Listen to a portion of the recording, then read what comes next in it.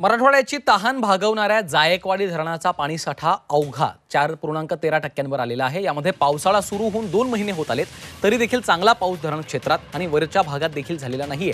त्यामुळे परिसरात पडणाऱ्या पावसामुळे सध्या 196 क्युसेकना आवक आहे।